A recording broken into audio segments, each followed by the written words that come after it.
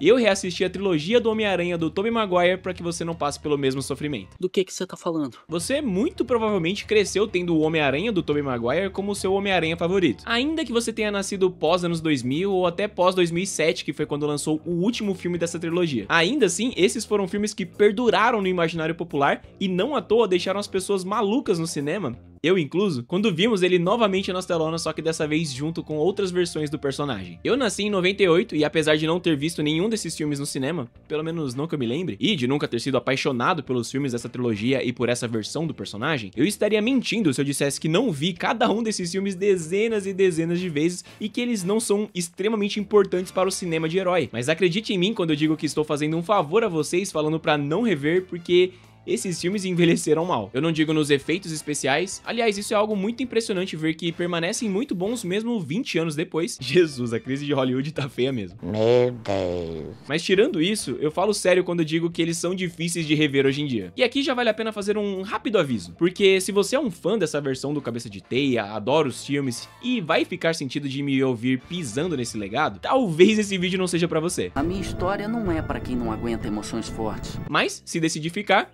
sinta-se à vontade para reclamar nos comentários. Apesar de eu achar que tenho bons argumentos pro que eu vou falar, ainda assim é só a minha opinião, então não adianta chorar, é só você ter a sua. E esse vídeo aqui surgiu com uma ideia que eu tenho guardada já há um bom tempo, até mesmo antes de eu criar esse canal, que era falar o porquê eu acho o Tobey Maguire o pior Homem-Aranha e o pior Peter Parker de todos. Sim, pior que o Peter que anda de skate e do Homem-Aranha com o padrinho rico. Mas apesar disso, eu sempre achei que essa trilogia tinha pelo menos 2 dos melhores filmes de herói de todos os tempos, apesar de ter o pior ator fazendo o nosso protagonista. Pelo menos é isso que todo mundo sempre falou, o Homem-Aranha 2 é o melhor filme de herói de todos os tempos. E imagina o quão decepcionante não foi rever esses filmes e ter que mudar a pauta de provando que o Tobey Maguire é péssimo pra falar o quanto esses filmes não são tudo isso como as pessoas lembram. Eu sei que falar isso não é uma opinião muito popular, e eu espero não atrair o ódio dos fãs dessa trilogia, e nem de perder o apreço dos inscritos que gostam desses filmes. Mas esse é só o primeiro vídeo falando sobre cada um dos filmes dessa trilogia, mas hoje falando sobre o grandioso Homem-Aranha de 2002, depois da vinheta. Hã? Mas o que tá acontecendo aqui? Eu virei um personagem animado em 3D?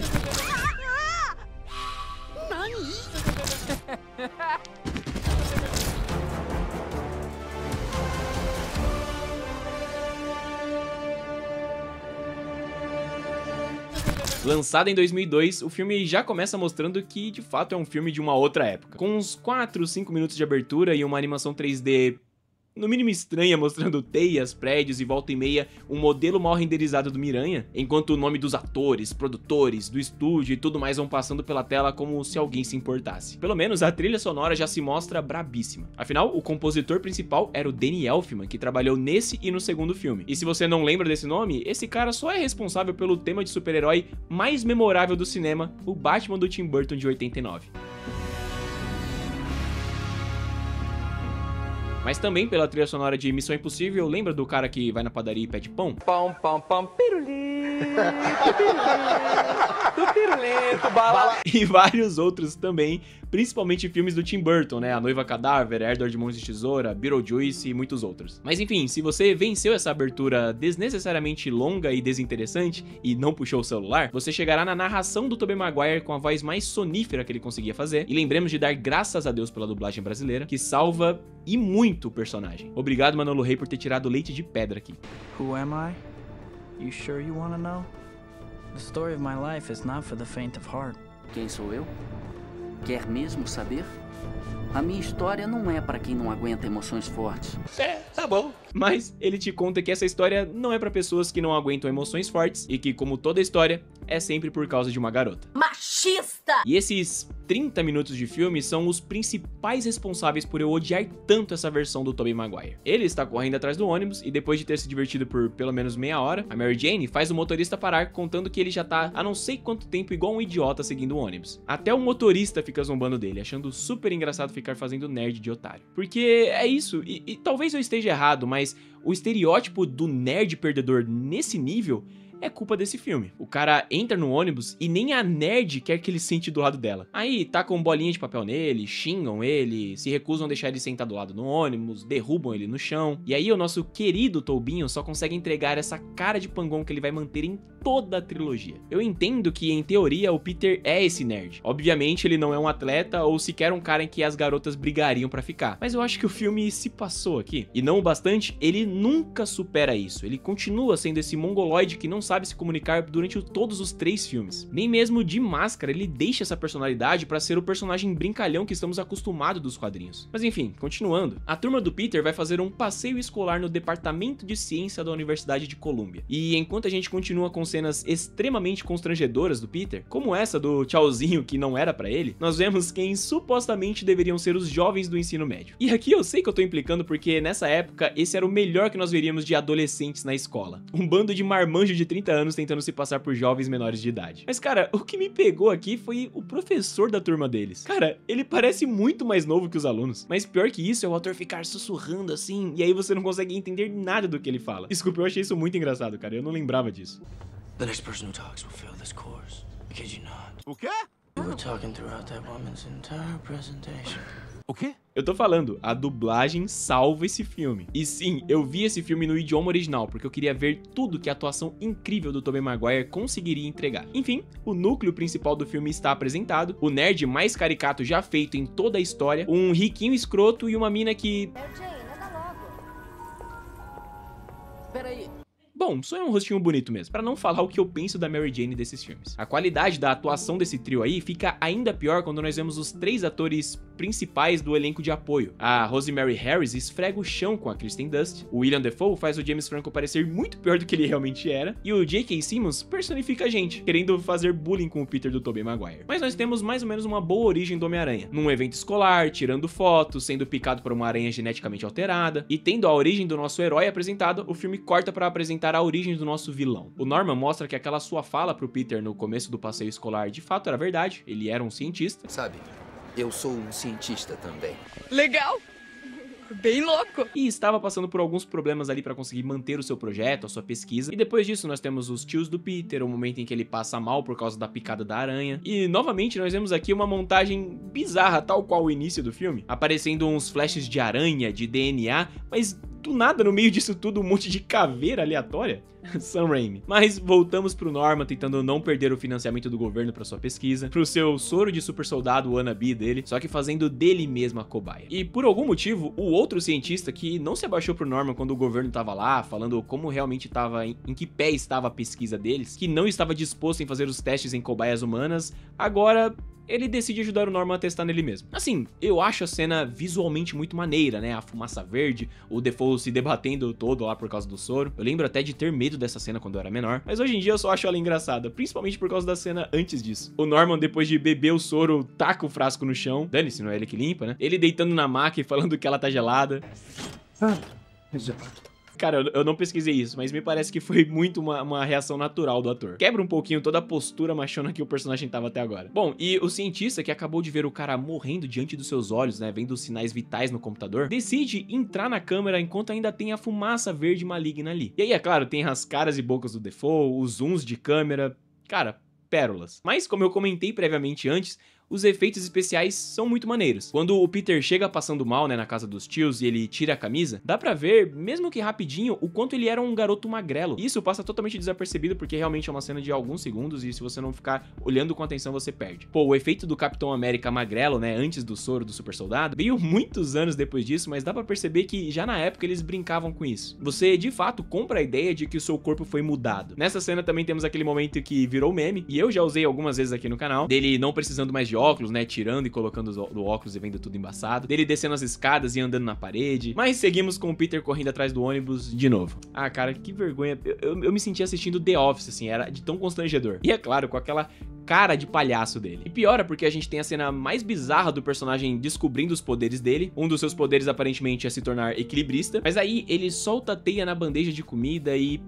cara, me desculpa. Ele fez de sacanagem porque não tinha motivo dele puxar a bandeja daquele jeito. Ele inclusive sabia porque ele desvia depois que ele faz isso. E o Tobinho não consegue entregar, ele continua com aquela cara de robô sem expressão. Aí ele dá 5 piruetas no ar, dá um soco no cara que lança ele 10 metros de distância e ele pensa...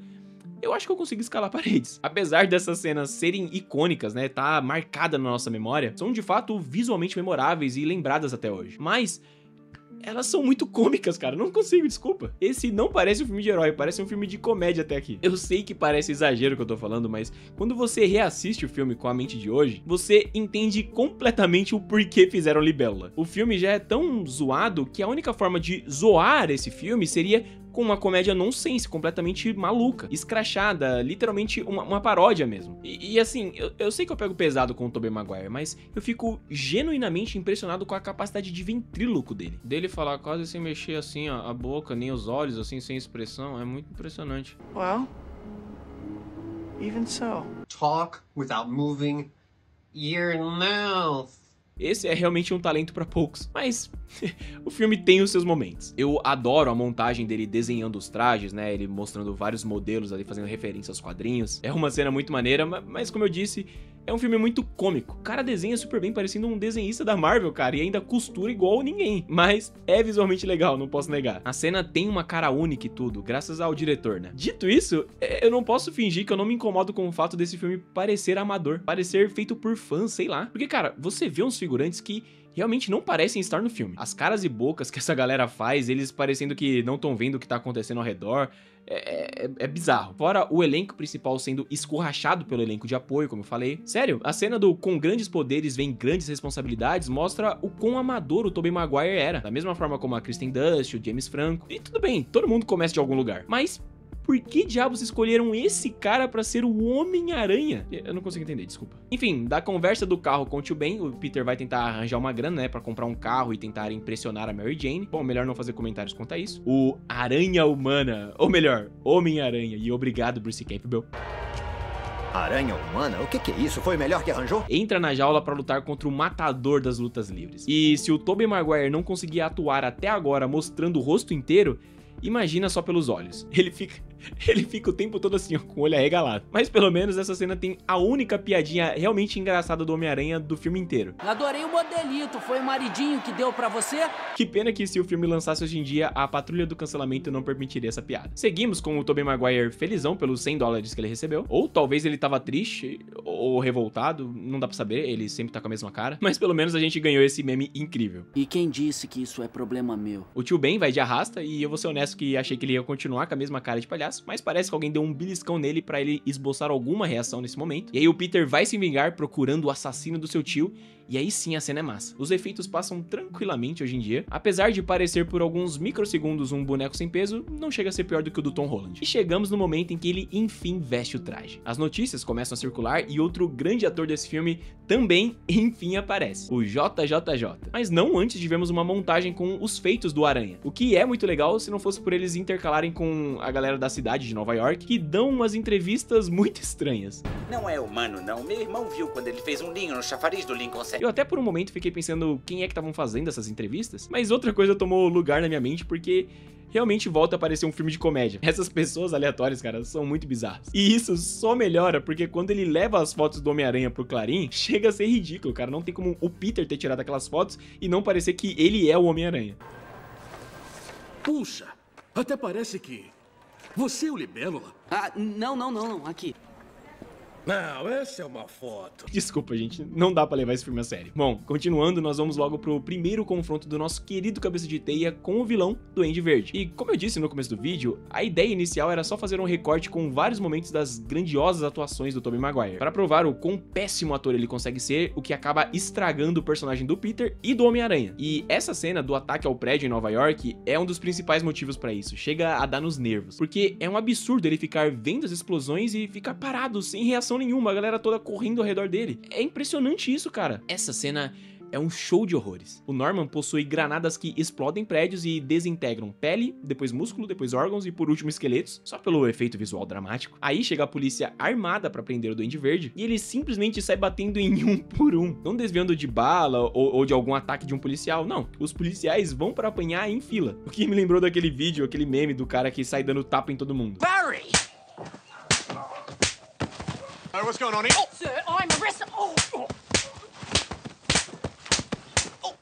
Enfim, o Duende dá uma encoxada criminosa no Homem-Aranha, digna de denúncia de abuso. Eles lutam com a mesma agilidade do Capitão Kirk em Star Trek. Ele salva a Mary Jane soltando teia no céu e ela fica caidinha por ele, porque ela é uma interesseira do caramba. Pronto, falei. Segurei até agora, mas essa é a verdade. Ela cagou na cabeça do Harry e já tava doidinha pelo malandro que ela nem viu o rosto de colã azul e vermelho. Ah, é? Tem certeza que você ama o homem que tá por baixo disso ou só tá louca pela máscara? A máscara é o que menos me interessa, né? Ah! Olá, tudo bem? É sério? Mais pra frente, ela dá em cima do Peter pra ver se o bundão toma alguma atitude, chama ele de tigrão antes de ir jantar com o Harry, que ela ainda tava namorando, e segundos seguintes ela beija o Homem-Aranha como se ela não já tivesse enrolada com outros 2 homens. É, vou te dizer, viu? Ela tá gerenciando todas as opções dela, cara. Ela é uma mulher empoderada. Mas eu queria dar uma pausa na zoeira pra elogiar uma cena que, vou te dizer, cara, o William Dafoe é brabo. Chega a ser revoltante novamente ver um ator desse calibre tendo que atuar junto com outras 3 tábuas de passar roupa. Você aí que ficou impressionadinho com a cena de The Boys do Homelander lá falando no espelho, meu amigo, ali é fácil. Ele gravou várias cenas, a edição pegou tudo aquilo e juntou e abraço, tá pronto. Aqui não. O cara sozinho fazendo os 2 papéis, transicionando da loucura do Duende Verde pro Norman preso lá dentro. Putz grila, cara. Assim como na cena em que a Oscorp demite ele, é muito bom também. Você vê como ele sai de um cara meio submisso, pedinte até, né, pra loucura do Duende Verde e depois volta pra essa calma, né, pra essa fraqueza e calma do personagem do Norman. Mas em compensação, nós temos alguns outros momentos bizarros. Claro que não tem a ver com a capacidade de atuação dele, do William Dafoe, mas é uma questão de corte, de direção, de roteiro, e o William Dafoe deixa tudo mais engraçado. Como naquele momento em que o Harry conta pro Norman que o Peter tá desempregado e ele simplesmente fica com uma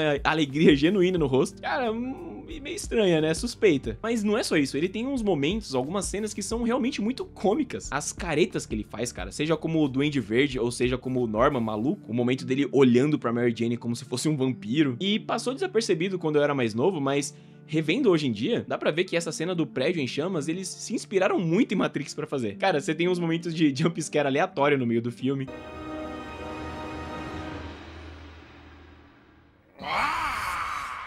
Talvez a intenção era acordar quem tava assistindo, mas já tava dormindo. Confesso que eu quase tava nessa assistida. Falando sério, o filme é meio perdido em objetivo. Você sabe que o Norman ficou meio zureta, né? E aí, por causa disso, ele tá tentando se vingar de todo mundo que falou um A pra ele que ele não gostou. Beleza, mas tipo, ele fala em dominar a cidade. E aí, qual que era o plano dele raptando o Homem-Aranha? Tipo, ele drogou ele, levou o Homem-Aranha pro topo de um prédio, deu uns tapas na cabeça, um sermão de pai, e é isso? Bom, o filme segue com indas e vindas. Mostra o Peter, mostra o Norman, mostra o Peter, mostra o Norman e fica nessa. A trama parece que não avança de fato, fica meio repetitivo nesse meio, e a coisa fica meio cíclica, recheado de cenas que não agregam muito. É um show de horrores em alguns momentos, como o Harry defendendo a Mary Jane pro pai, mas depois que ele volta pra dentro do apartamento, ela fala na cara dele que ele não defendeu ela, e ao invés dele falar, não, óbvio que não, lógico que eu te defendi, meu pai tava lá falando besteira e eu te defendi. Talvez você não ouviu porque eu tava falando normal, meu pai que tava gritando e tal, mas não.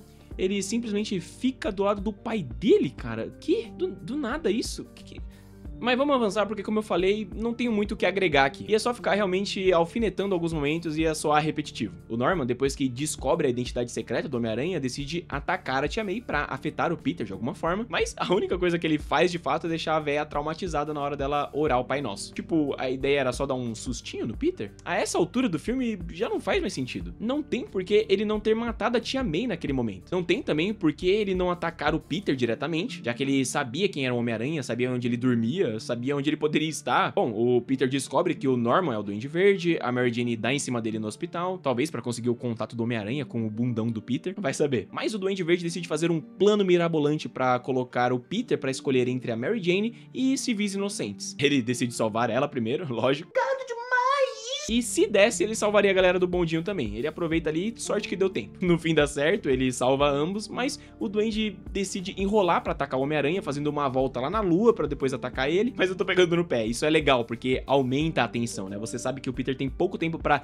deixar a Mary Jane descer, soltar os civis a salvo, né? Ele ainda ganha um tempinho, né? Porque os cidadãos começam a atacar coisas no Duende Verde. E eu vou te dizer, essa galera de Nova York é bem diferenciada. Eles têm pé de cabra, barra de ferro, mas é legal porque isso dá uns minutinhos pro Peter conseguir salvar a galera e depois levar a briga pra uma zona abandonada, pra enfrentar o Duende Verde. E aí a batalha é bem legal, né? Você tem a damage suit do Homem-Aranha, né? A roupa toda rasgada, né? A máscara dividida, né? Você vendo o rosto do Peter e a máscara do Homem-Aranha. O Homem-Aranha apanhando igual um pedaço de cocô. Mas é maneiro porque pelo menos você vê ele mostrando pela segunda vez no filme alguma outra expressão facial que não aquela cara de bocó. O meu único problema com essa cena, de fato, é porque ela é muito escura. E eu odeio cenas escuras em filme de herói, cara. Pra mim não faz sentido. Eles tinham que estar lutando na cidade, na luz do dia, em lugares abertos, para que você pudesse ver os personagens muito bem. A não ser que você seja o Batman, né? Porque fora isso é muito ruim. Enfim, o Duende dá uma enrolada forte no Peter e se não fosse o sentido aranha, ele teria morrido agora.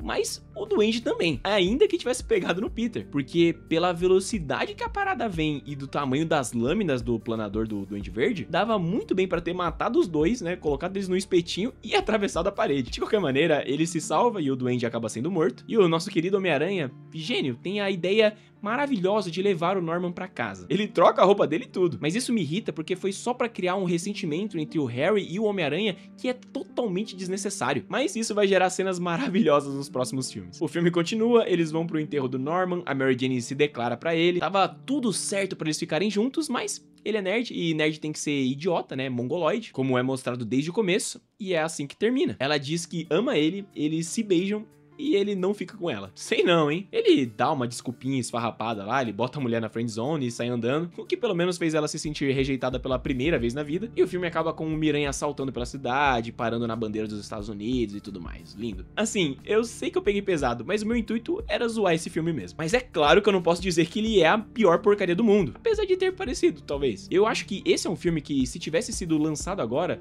ele não seria divisivo. Eu acho que as pessoas bateriam nele, assim como elas batem em vários outros filmes da Marvel, ou até mais. Mas o meu ponto é que a trilogia do Sam Raimi não é essa coisa toda que a galera endeusa. Muito pelo contrário, são 3 filmes de qualidade duvidosa pra dizer o mínimo, que só se salva pelo efeito nostálgico e pelo apelo que o personagem tem com as pessoas. Mas os filmes não só são bem fracos, como também tem um elenco sofrível, uma história bem qualquer coisa, cheia de momentos pra encher linguiça mesmo e dar as 2 horas, que se salva por alguns efeitos visuais maneiros, por respeitar bastante até que o lore do Homem-Aranha, e por alguns atores que seguram a barra enquanto o elenco principal é triste. Como a Tia May, que eu já falei, o Duende Verde, apesar dele ter alguns momentos que eu mostrei pra vocês no vídeo que são hilários, e o próprio JJJ. Esse personagem é perfeito, não tenho o que tirar nem pôr. Inclusive, eu só queria comentar que, apesar do JJJ ser um escroto com todo mundo, quando o calo apertou e o Duende tava ameaçando ele, né, e os seus funcionários, né, perguntando onde estava o Peter Parker, o fotógrafo do Homem-Aranha e tudo, ele não cedeu, cara. Ele guardou a informação mesmo correndo o risco de, sei lá, ser morto. Dito isso, esse filme pra mim é um 2,5 de 5 cabelinhos fácil. É extremamente divertido até hoje, seja pelos momentos do Miranha saltando pela cidade e as cenas de combate deles dois, literalmente os efeitos, né, e tudo mais, são bem legais, ou seja pelos momentos bizarros de personagens coadjuvantes, como o professor que eu falei no início, aquelas entrevistas dos nova-iorquinos, ou as atuações inacreditáveis desse trio principal, ou até mesmo das caretas do Willem Dafoe, mas ele tá longe de ser um dos melhores filmes de heróis já feitos, como alguns reivindicam. Ele sequer entra num top 15 ou top 20 pra mim. E esse é só o primeiro vídeo dessa série que eu vou fazer comentando cada um dos 3 filmes da trilogia. Ou quem sabe a gente pode fazer de todos os filmes do Homem-Aranha já lançados até o lançamento desse próximo filme, né, do Homem-Aranha Um Novo Dia, quem sabe. Mas primeiro vamos por partes e vamos acabar com a trilogia do Tobey Maguire. Se vocês gostarem, quem sabe a gente segue pros filmes do Andrew Garfield e depois pros do Tom Holland. Por isso, se você ainda não é inscrito no canal, se inscreva e ative o sininho para receber notificação sempre que um vídeo novo for publicado, inclusive para ser notificado quando o próximo vídeo falando sobre os filmes dessa saga for lançado. Me diz aí nos comentários se você concordou com alguma das coisas que eu falei nesse vídeo, ou se não, me diz aí nos comentários o porquê, e deixe o seu like para fazer com que esse vídeo chegue a mais pessoas aqui no YouTube. Me siga nas redes sociais, é @cabeloverso em todas elas, e aqui na tela estão aparecendo outros 2 vídeos. Um deles é o meu último vídeo falando sobre as piores adaptações de quadrinhos para os cinemas, e é claro que o Homem-Aranha do Tobey Maguire tá lá, e o outro vídeo é minha review da animação do Homem-Aranha do Disney Plus, e se você acha que eu peguei pesado com esse filme do Homem-Aranha, é porque você não viu esse vídeo. Enfim, eu espero ver vocês no próximo vídeo. Falou!